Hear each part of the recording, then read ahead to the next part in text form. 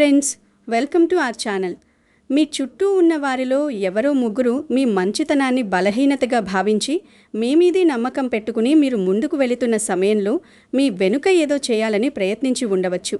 కానీ ఇప్పుడు పరిస్థితి మారుతోంది. ఈ మాట వినగానే మీకేమనిపిస్తోంది? మీ గుండెలో ఏదో ఒక మూల ఒక చిన్న అలజడి మొదలైందా?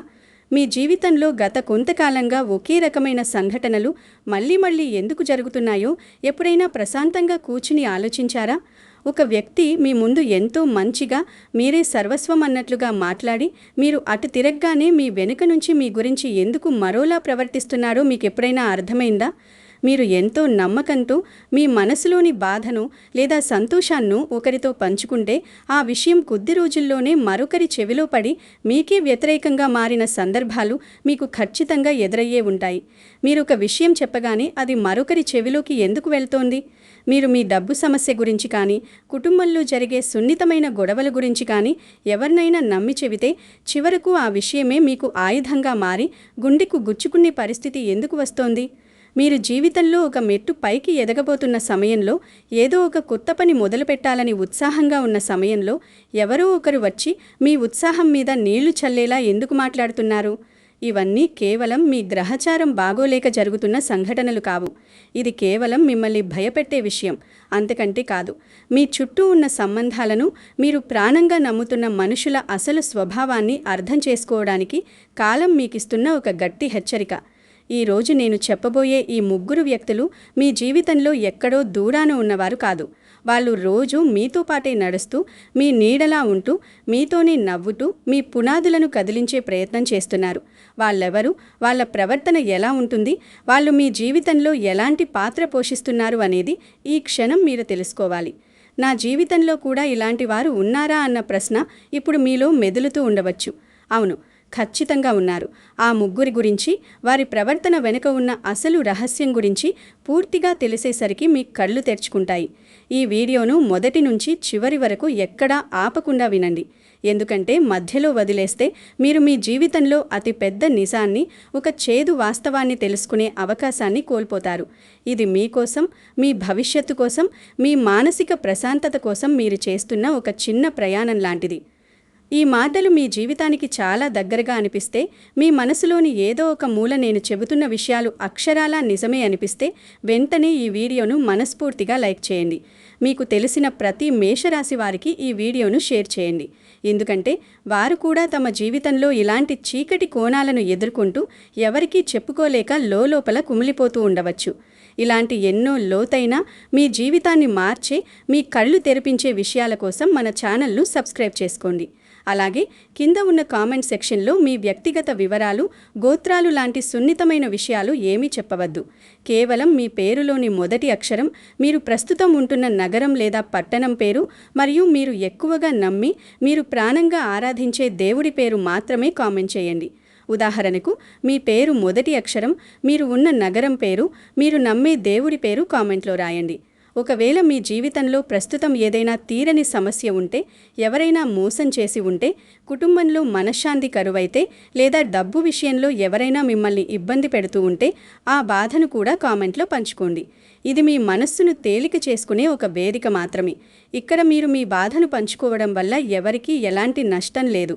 పైగా ఒకరికొకరు ధైర్యం చెప్పుకున్నట్లు అవుతుంది. మీరు ఒంటరివారు కాదు. మీలాంటి బాధలు పడుతున్న వారు ఎందరో ఉన్నారు. వారందరికీ ఇదొక భరోసా ఇస్తుంది. కాబట్టి సంకోచించకుండా మీ మనసులోని భారాన్ని కామెంట్ల రూపంలో దించేయండి. మేషరాశి వారి స్వభావం గురించి ఈ ప్రపంచానికి పెద్దగా తెలియని ఒక నిజం ఉంది. మీరు ఒకసారి ఒకరిని నమ్మితే వాళ్ళ కోసం మీ ప్రాణమైనా ఇచ్చేస్తారు. మీ మాట తీరు చాలా నేరుగా ఉంటుంది. మనసులో ఒకటి పెట్టుకుని బయటకు మరొకటి మాట్లాడడం మీకు అస్సలు రాదు. అబద్ధాలాని ఎదుటివారిని మెప్పించడం మీకు చేతకాని పని, బహుశా మీకు ఇష్టం లేని పని కూడా. ఆ స్వభావమే చాలాసార్లు మీకు శత్రువులను పెంచుతుంది. సమాజంలో కొంతమందికి నిజాన్ని భరించే శక్తి ఉండదు. కానీ మీరు నిజాన్ని నిర్భయంగా చెబుతారు. మీరు ఎదుటివారి కోసం మీ సమయాన్ని, మీ డబ్బును, మీ శక్తిని త్యాగం చేస్తారు. వాళ్లకు చిన్న కష్టం వస్తే మీ కష్టంలా భావించి ముందు నిలబడతారు. కానీ అదే ఎదుటి వ్యక్తి మీ అవసరానికి కనీసం ఒక చిన్న పలకరింపు కూడా ఇవ్వనప్పుడు, మీ ఫోన్ కనీసం లిఫ్ట్ చేయనప్పుడు మీ మనస్సు ముక్కలవుతుంది. మీకు కోపం వస్తే ఆకాశం దద్దరిల్లేలా అరుస్తారు. మీ మాటలు అవతలి వారిని దహించేలా ఉంటాయి. కుజగ్రహం ప్రభావం వల్ల మీ కోపం ఒక అగ్నిపర్వతంలా బద్దలవుతుంది. కానీ ఆ కోపం పొయ్యి మీద పొంగిన పాలు లాంటిది. 5 నిమిషాల కంటే ఎక్కువ ఉండదు. ఒకసారి కోపం చల్లారాక మళ్ళీ వాళ్లే వచ్చి మీతో ప్రేమగా 2 మాటలు మాట్లాడితే గతమంతా మరిచిపోయి మళ్ళీ వాళ్లను గుండెలకు హత్తుకుంటారు. ఇక్కడే మీరు పప్పులో కాలు వేస్తున్నారు. మీ బలహీనత మీ మంచితనం కాదు, ఎవరికి ఎంతవరకు మనసు తెరవాలో తెలియకపోవడమే. అందర్నీ మీలాగే మంచివాళ్ళు అని నమ్మేయడమే మీరు చేస్తున్న అతి పెద్ద పొరపాటు. ఒకరి కళ్ళలో నీళ్లు తిరిగితే మీ జేబులో ఉన్నది మొత్తం తీసి ఇచ్చేస్తారు. అప్పు చేసి మరీ సహాయం చేస్తారు. కానీ తీరా మీకు కష్టం వచ్చినప్పుడు ఆ సహాయం పొందిన వాళ్ళు కనీసం మీ ముఖం కూడా చూడరు. నేను చెప్పేది నిజం కాదా?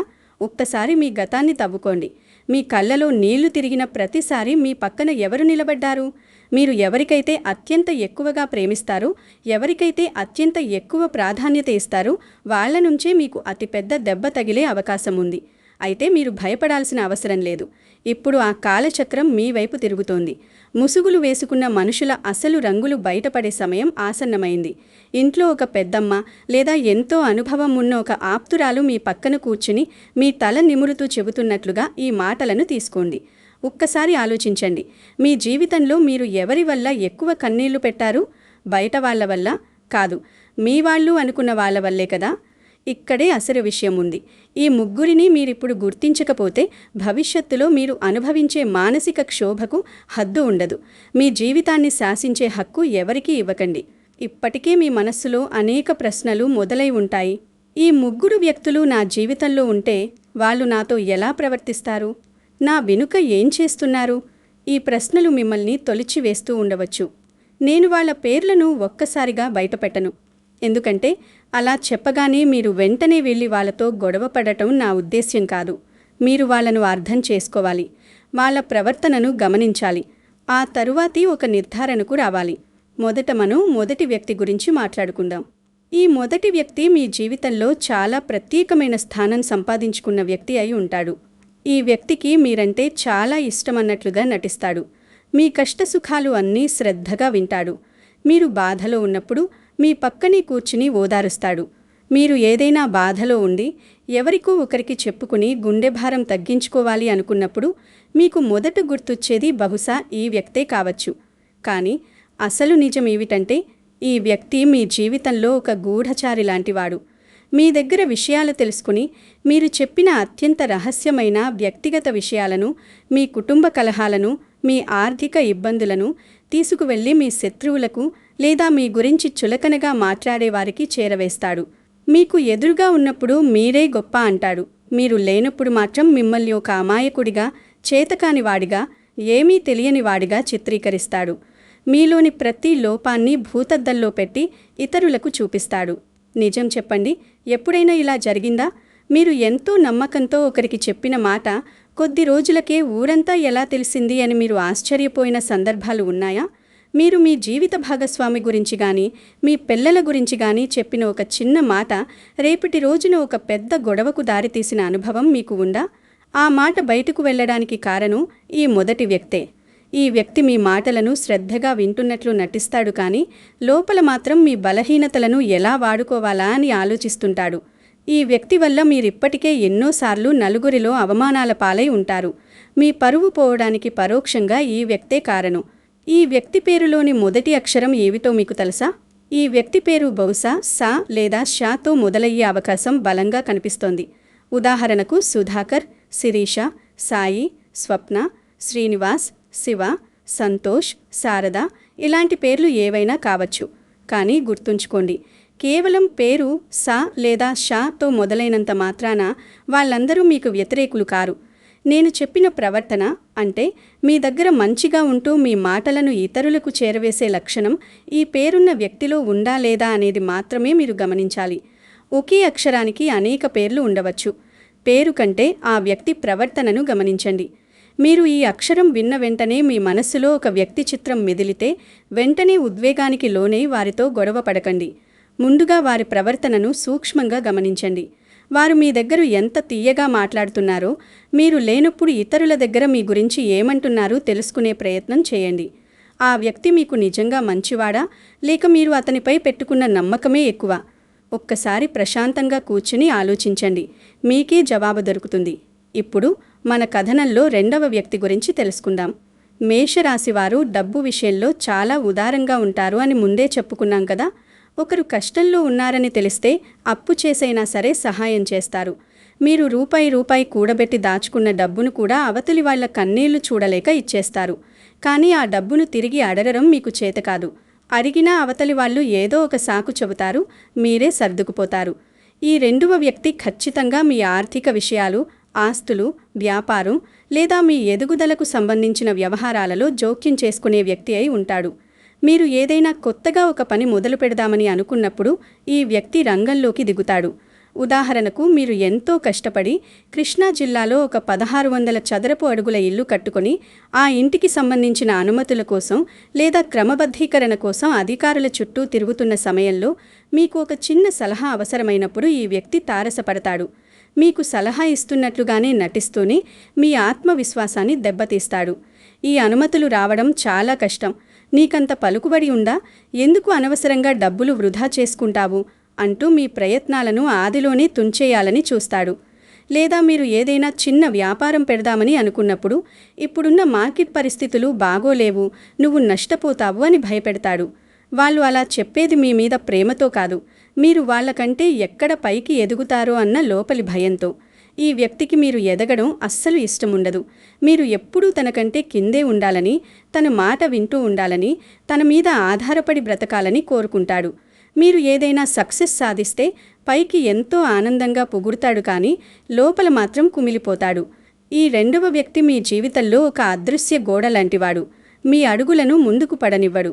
మీరు ఎంతో ఉత్సాహంగా పరిగెడదామని చూస్తే మీ కాలికి అదృశ్య సంకెళ్లు వేస్తాడు.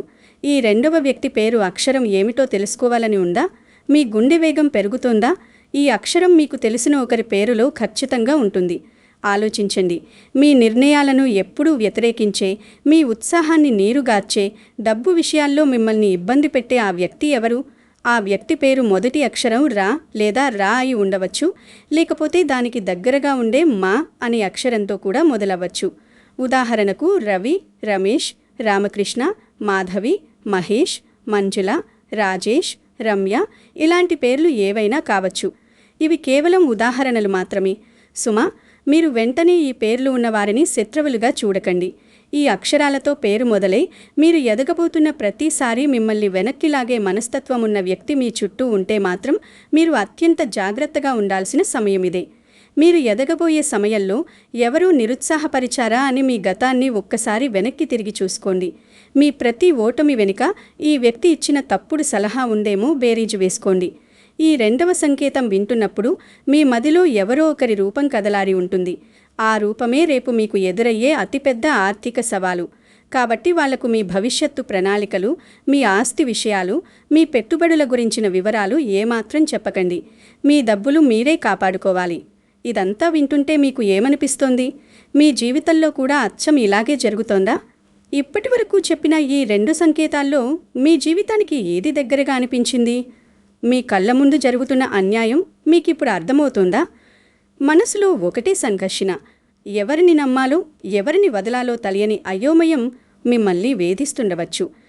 మొదటి వ్యక్తి మీ రహస్యాలు దొంగిలిస్తే, రెండవ వ్యక్తి మీ భవిష్యత్తును దొంగిలించాలని చూస్తున్నాడు. మీకెప్పుడైనా అనిపించిందా, నేనింత మంచిగా ఉన్నా నాకెందుకిలా జరుగుతోంది అని? దానికి కారణం మీ చుట్టూ ఉన్న ఈ వాతావరణమే. కానీ నిజం ఎప్పుడూ చేదుగానే ఉంటుంది. దాన్ని స్వీకరించక తప్పదు. ఇప్పుడు మనం అత్యంత ముఖ్యమైన మూడవ వ్యక్తి గురించి మాట్లాడుకుందాం. ఈ మూడవ వ్యక్తి ప్రస్తావన రాగానే మీ గుండె కొంచెం వేగంగా కొట్టుకోవచ్చు, బహుశా మీకు కన్నీళ్లు కూడా రావచ్చు. ఎందుకంటే ఈ వ్యక్తి మీకు బాగా పరిచయం ఉన్న వ్యక్తి. చాలా బహుశా మీ కుటుంబానికి అత్యంత దగ్గరగా ఉండే రక్త సంబంధీకుడు గాని, లేదా మీ ఇంట్లో ఒకరిగా మెలిగే ప్రాణ స్నేహితుడు గాని అయ్యుంటాడు. వీళ్ళు మీ చుట్టూనే ఉంటారు, మీతో కలిసే భోజనం చేస్తారు. మీరు ఎంతో ఇష్టంగా వండిన వంటకాలను మీతో పాటు కూర్చుని తింటారు. మీ పండుగల్లో, పబ్బాల్లో వీళ్లే ముందుంటారు. బయటకు చూసేవారికి వీళ్ళు మీ శ్రేయోభిలాషులలాగానే కనిపిస్తారు. కానీ వాళ్ల మనసులో మాత్రం మీ పట్ల తీవ్రమైన అసూయ ఉంటుంది. మీరు నవ్వుతూ ఉంటే వాళ్ల కడుపులో మంట రేగుతుంది. మీ పిల్లలు చదువులోనూ ఉద్యోగంలోనూ అభివృద్ధి చెందుతుంటే, మీ ఇంట్లో ఏదైనా చిన్న శుభకార్యం జరుగుతుంటే వాళ్ళు పైకి నవ్వుతూ ఎంతో గొప్పగా శుభాకాంక్షలు చెబుతారు. కానీ లోపల మాత్రం కుమిలిపోతుంటారు. వీళ్ళు మీ మీద పూర్తి నమ్మకం పెట్టుకోవద్దని సూచించే కాలమిది. వీళ్ళు మీ బలహీనతలను ఎప్పుడూ గమనిస్తూనే ఉంటారు. మీ ఇంట్లో జరిగే ప్రతి చిన్న గొడవ వెనుక వీళ్ళ పరోక్ష ప్రోత్సాహం ఉండి తీరుతుంది. భార్యాభర్తల మధ్య చిచ్చు పెట్టడంలో వీరు సిద్ధహస్తులు. మీరు ప్రశాంతంగా నిద్రపోతున్నప్పుడు కూడా వీళ్ళు మీ గురించి ఏదో ఒక నెగిటివ్ ఆలోచన చేస్తూనే ఉంటారు. మీ కన్నీళ్లే వీరికి అత్యంత ఇష్టమైన ఆనందం. మీరెప్పుడైనా ఒంటరిగా బలహీనంగా ఉన్నప్పుడు ఆ సమయాన్ని ఉపయోగించుకొని మిమ్మల్ని మానసికంగా కుంగదీయాలని చూసే స్వభావం వీరిది. ఈ మూడవ వ్యక్తిని పసిగట్టడం చాలా కష్టం. ఎందుకంటే వాళ్ళు మీపై వేసిన ప్రేమ అనే ముసుగు చాలా దట్టమైనది. మీరు కలలో కూడా వీళ్ళు నాకు ద్రోహం చేస్తారు అని ఊహించలేరు. మీరే ఎన్నోసార్లు వాళ్ళను వెనక్కీసుకువచ్చి ఉంటారు. ఎవరైనా వాళ్ళ గురించి తప్పుగా చెబితే మీరే ఎదురెళ్ళి పోట్లాడి ఉంటారు. కానీ లోపల వాళ్ళు మీకొక పెద్ద గోతిని తవ్వుతున్నారు. మీరెప్పుడైనా ఇలాంటి మోసాన్ని ఎదుర్కొన్నారా? మీ సొంత వాళ్లే మీకు వెన్నుపోటు పొడిచినప్పుడు మీరు పడిన ఆ మానసిక వేదనను ఒక్కసారి గుర్తు చేసుకోండి. ఈ మూడవ వ్యక్తి పేరు మొదటి అక్షరం ఏమిటి అనే సస్పెన్స్ మీలో ఇప్పుడు తీవ్రంగా ఉండవచ్చు. ఆ అక్షరాన్ని చెప్పే ముందు మీరొక విషయం గట్టిగా మీ మనసులో నాటుకోవాలి. మీ జీవితంలో ఎవరికైనా ఎంత చోటు ఇవ్వాలో అంతవరకే ఇవ్వండి. బంధుత్వాలు, స్నేహాలు ముఖ్యం కాదని నేను అనడం లేదు. కానీ అవి మీ ఆత్మగౌరవాన్ని తాకట్టు పెట్టేలా ఉండకూడదు. తలదాచుకోవడానికి చోటిస్తే ఏకంగా తలమీద కూర్చునే రకాలు వీళ్ళు. ఆ మూడవ వ్యక్తి పేరులోని మొదటి అక్షరం క లేదా ప అని అక్షరాలతో ముడిపడి ఉండే అవకాశం బలంగా ఉంది. ఉదాహరణకు కళ్యాణ్, కవిత, కృష్ణ, ప్రసాద్, పద్మావతి, ప్రవీణ్, కిరణ్, పల్లవి లాంటి పేర్లయ్యుండవచ్చు. మీ కుటుంబంలో లేదా అతి దగ్గరి స్నేహితుల్లో ఈ అక్షరాలతో పేర్లు ఉన్నవారు ఎవరైనా ఉంటే వారి ప్రవర్తనను మీరు ఈ క్షణం నుంచే జాగ్రత్తగా గమనించండి. వారు నిజంగా మీ విజయాన్ని ఆస్వాదిస్తున్నారా లేక పైపైన నవ్వుతున్నారా? మీరు ఏదైనా మంచి విషయం చెబితే వారి ముఖంలో ఒక్క క్షణం పాటు కనిపించి మాయమయ్యే ఆ ఈర్ష్యను మీరెప్పుడైనా గమనించారా? వారి చూపుల్లో మీ పట్ల ఒక రకమైన ద్వేషం దాగి ఉందేమో చూడండి. కేవలం పేరు సరిపోవడం ఒక్కటే ఆధారం కాదు. ఆ పేరు వెనుక దాగి ఉన్న అసూయ, ద్వేషాలే అసలు నిజం అని మీరు మర్చిపోకూడదు. ఈ ముగ్గురి ప్రవర్తనను గమనించండి. ఒకరు మీ రహస్యాలు లాగేవాడు, ఇంకొకరు మీ ఎదుగుదల అడ్డుకునేవాడు, మరొకరు మీ సంతోషం చూసి ఓర్వలేనివాడు. ఈ ముగ్గురు మీ జీవితంలో ఉంటే ఇక మీరు ఎన్ని కష్టాలు పడ్డా, ఎంత నిజాయితీగా ఉన్నా పైకి రాలేరు. మరి ఇప్పుడు ఏం చెయ్యాలి? ఈ మానసిక దాడి నుంచి, ఈ ముసుగు మనుషుల నుంచి రక్షణ ఎలా పొందాలి? ఈ సవాలును మేషరాశివారు ఎలా ఎదుర్కోవాలి? మేషరాశివారు ముందుగా చెయ్యాల్సిన మొదటి పని తమ నోటిని అదుపులో పెట్టుకోవడం. అవును, ఇది వినడానికి కఠినంగా ఉన్నా ఇదే నిజం. మీ మనసులో ఏదైనా ఒక ఆలోచన వస్తే, ఒక ఆనందం కలిగితే, ఒక కష్టం వస్తే అది వెంటనే ఎదుటివారికి చెప్పేసే అలవాటును ఈ క్షణమే మానుకోండి. మనుషులు మీ బాధను చూసి జాలిపడతారు అనుకుంటే అది మీ అమాయకత్వం. వాళ్ళు దాన్ని ఒక వినోదంగా చూస్తారు. ముఖ్యంగా మీ కుటుంబ విషయాలు, మీ భార్యాభర్తల మధ్య జరిగే చిన్న చిన్న మనస్పర్ధలు, మీ పిల్లల భవిష్యత్తుకు సంబంధించిన వ్యవహారాలు, మీ ఆర్థిక సమస్యలు ఎట్టి పరిస్థితుల్లోనూ బయటి వ్యక్తులతో పంచుకోవద్దు. మీ బాధ వినేవాళ్ళు అందరూ మీ శ్రేయోభిలాషులు కారు అని గట్టిగా గుర్తుంచుకోండి. మీ గుట్టు మీదే ఉండాలి. డబ్బు విషయాల్లో అయితే మీరు అత్యంత అప్రమత్తంగా ఉండాలి. ఎవరికైనా అప్పు ఇచ్చే ముందు 10 సార్లు ఆలోచించండి. ఎందుకంటే మేషరాశి వారికి ఇచ్చిన డబ్బు తిరిగి రావడం చాలా కష్టమని గ్రహాల గమనం చెబుతోంది. ఆ డబ్బుతో పాటు సంబంధాలు కూడా చెడిపోతాయి. కుటుంబ విషయాల్లో వెంటనే ఒక నిర్ణయం తీసుకోకండి. ఎవరైనా వచ్చి మీ మీద కోపం తెప్పించేలా మాట్లాడితే, ఫలానా వాళ్ళు మీ గురించి ఇలా అన్నారు అని మీ చెవిలో ఊదితే వెంటనే ఆవేశపడి స్పందించకండి. ఒక్క క్షణం ఆగి ఆ మాటల వెనుక ఉన్నవారి అసలు ఉద్దేశ్యం ఏమిటి, వారు ఈ మాట ఎందుకు చెబుతున్నారు, దీనివల్ల ఎవరికి లాభం అని ఆలోచించండి. ప్రతి విషయానికి ఉద్వేగానికి లోనయ్యే మీ స్వభావాన్ని మార్చుకుంటే సగం సమస్యలు వాటంతటా అవే తొలగిపోతాయి. దీనికి తోడు దైవబలం కూడా మీకు ఎంతో అవసరం. కేవలం మన జాగృతల్లో మనం ఉంటే సరిపోదు. మన కంటికి కనిపించని నకారాత్మక శక్తుల నుంచి కాపాడటానికి ఒక దైవిక కవచం ఉండాలి. మేషరాశికి అధిపతి కుజుడు. కుజదోష నివారణకు, మనసుకు ప్రశాంతతకు మంగళవారం రోజు ఆంజనేయ స్వామిని లేదా శ్రీ సుబ్రహ్మణ్య స్వామిని మనసారా ప్రార్థించండి. మీరు పెద్ద పెద్ద పూజలు, యాగాలు చెయ్యాల్సిన అవసరం లేదు. కేవలం గుడికి వెళ్ళి ఒక చిన్న నెయ్యి దీపం లేదా నువ్వుల నూనె దీపం వెలిగించి ఆ దీపపు కాంతిలో మీ మనసులోని కల్మషాన్ని, భయాన్ని దహించివేయమని వేడుకోండి. దేవుడి ముందు నిలబడి ఎవరికీ కీడు జరగాలని కోరుకోకండి. ఎందుకంటే అవతలి వాళ్ల కర్మ వాళ్ళనే అనుసరిస్తుంది. కేవలం మీ జీవితంలోకి వచ్చే మోసకారుల నుంచి మీకు రక్షణ కల్పించమని, మీ ప్రయాణం సవ్యంగా సాగేలా చూడమని మాత్రమే కోరుకోండి. మీకు సాధ్యమైనప్పుడు మీ చేతనైనంతలో నిరుపేదలకు, ఆకలితో ఉన్నవారికి అన్నదానం చేయండి. ఇది మీ మనసుకు అపారమైన ప్రశాంతతను ఇస్తుంది, మీలోని ప్రతికూల కర్మలను తగ్గిస్తుంది. నేనిక్కడ ఎటువంటి పూజలు చేసి అద్భుతాలు జరిగిపోతాయని చెప్పడం లేదు. ఇది కేవలం మీ ఆత్మవిశ్వాసాన్ని పెంచే ఒక అద్భుతమైన మార్గం మాత్రమే. ఆధ్యాత్మిక చింతన అనేది ఎప్పుడూ మనిషికి ఒక కొండంత అండనిస్తుంది. ఒక్కసారి ఆలోచించండి. నేను చెబుతున్న ఈ విషయాలు వింటుంటే మీకు ధైర్యం వస్తుందా? మీలో ఇంతకాలం ఉన్న అయోమయం తొలగిపోయి ఒక కొత్త ఆశాకిరణం కనిపిస్తోందా? అవును, మీరు ఎన్నో కష్టాలు చూశారు, ఎందరో మనుషుల నేజాన్ని తెలుసుకున్నారు, ఎన్నోసార్లు కిందపడి మళ్లీ లేచారు. ఇకపై ఎవరి మాటలకు మీరు బలికాకూడదు. మీ జీవితాన్ని నాశనం చేయగల శక్తి ఎవరికీ ఇవ్వకండి.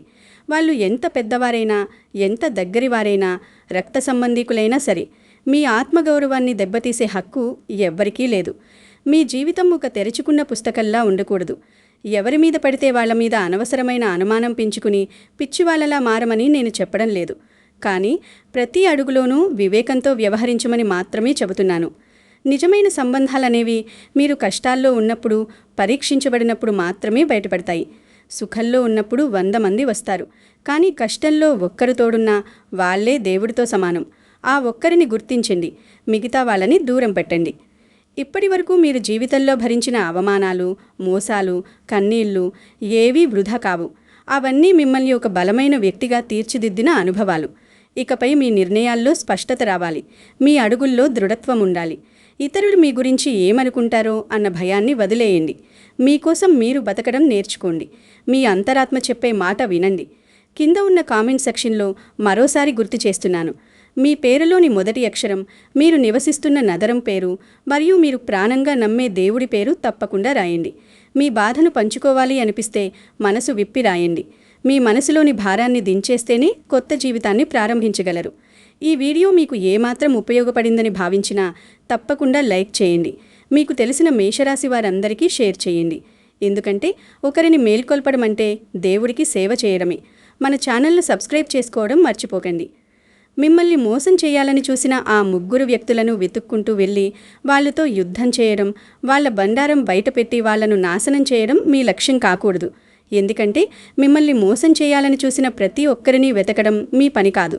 ఇక నుంచి మీ జీవితంలోకి ఎవరిని ఎంతవరకు అనుమతించాలో తెలుసుకోవడం, మీ విలువను పెంచుకోవడమే మీ అసలైన విజయం. వాళ్ల కర్మ వాళ్లకుంటుంది, మీ ధర్మం మీరు పాటించండి. ధైర్యంగా అడుగు ముందుకు వేయండి. మీ వెనుక దైవబలం ఎప్పుడూ రక్షగా ఉంటుంది. రేపటి రోజు మీదే, జయం మీదే.